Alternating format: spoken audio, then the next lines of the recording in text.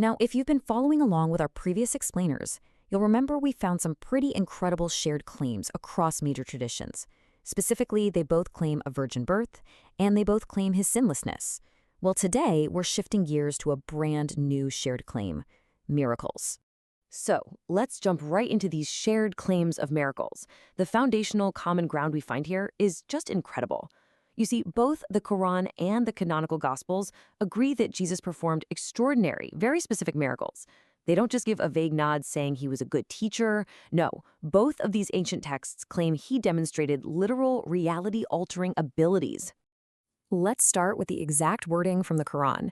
In Surah 5, verse 110, using the Pickthall translation, the text reads, "And thou didst heal him who was born blind and the leper by my permission, and how thou didst raise the dead by my permission." Did you catch that repeated, highly deliberate qualifier at the end of each phrase? In this text, Allah is recounting these miracles to Jesus, and every single one is explicitly framed as happening by my permission. It's not framed as Jesus acting on his own independent authority. It's something happening through him by divine permission. Okay, so keeping that specific grammatical framing in mind, let's turn to the canonical gospel accounts. We're going to look at 3 exact matches: healing the blind, healing the leper, and raising the dead. First up, the blind man. In John chapter 9, verse 25, Jesus heals a man who is born blind. Naturally, the religious authorities step in immediately. They interrogate the guy repeatedly, trying to figure out exactly what went down. But he just answers them, "Whether he is a sinner, I do not know. One thing I do know, that though I was blind, now I see." The undeniable, concrete confidence of this guy's testimony when interrogated is just striking. The raw reality of the healing is front and center. Moving to the second shared miracle, we're looking at Luke 17, verse 14. Jesus encounters 10 lepers. Here's what the text says. When he saw them, he said to them, "Go and show yourselves to the priests." And as they went, they were cleansed. The crucial thing to notice here is the immediacy of the event. Jesus speaks, they turn to walk away, and literally as they walk, they're cleansed. It's a direct, vivid parallel to the healing of the leper we just saw mentioned in Surah 5. And then there's the third shared miracle, raising the dead. Take a look at John 11, verses 39 and 43 through 44. This is the famous story of Lazarus. The ESV text reads, "Martha said to him, 'Lord, by this time there will be an odor, for he has been dead 4 days.' He cried out with a loud voice, 'Lazarus, come out.' The man who had died came out." I really want to draw your attention to the raw, visceral reality of this scene. John emphasizes that Lazarus has been in the tomb for 4 full days. There's an odor. And into that total finality of death, Jesus simply calls the man out, and he emerges. Now, before we go any further, we do need to make an honest exclusion here. The Quran's list of miracles in Surah 5 also includes Jesus making a clay bird and breathing life into it, as well as speaking as an infant right from the cradle. Neither of those events appears anywhere in the 4 canonical Gospels.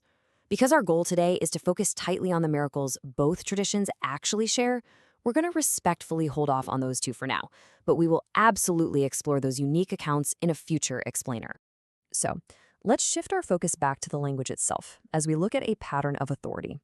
I want to invite you to closely observe a very distinct grammatical pattern in how the Gospels describe Jesus interacting with the world, especially when we contrast it with that "by my permission" language we saw just a few moments ago. Take a look at this stunning scene from Mark chapter 4, verses 39 and 41. A severe storm hits the boat Jesus is in. The text says, "And he awoke and rebuked the wind and said to the sea, 'Peace, be still.' Who then is this, that even the wind and the sea obey him?" What's really fascinating about this passage is the grammar of the action. Notice what Mark records. Jesus doesn't ask for the storm to stop. He doesn't pray for permission. He issues a direct, authoritative command to nature itself. And this authority builds into a second layer. Over in Mark chapter 1, verse 27, Jesus encounters a possessed man in a synagogue. The crowd reacts like this. "And they were all amazed, saying, 'What is this? A new teaching with authority? He commands even the unclean spirits, and they obey him.'" The crucial point is that this authority isn't limited to the physical world of wind and water. It's direct authority and command over the unseen, spiritual realm. The text says plainly, he commands, and they obey. Which brings us to the final piece of the pattern. Mark chapter 5, verse 41. Jesus is raising a synagogue leader's young daughter who has just died. The text says, taking her by the hand, he said to her, Talitha komi, which means, little girl, I say to you, arise. He speaks the most intimate and powerful command directly to death itself. He doesn't petition for her life. He simply says, I say to you, arise. And she does. When we summarize what we've just seen, we find an undeniable three-part load-bearing pattern of authority. Step 1, the wind and sea obey. Step 2, unclean spirits obey. Step 3, death obeys.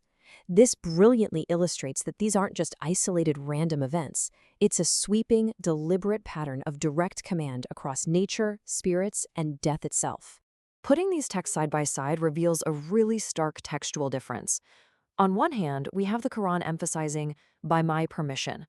On the other, the Gospels emphasize direct command, using phrases like, peace, be still, and I say to you, arise.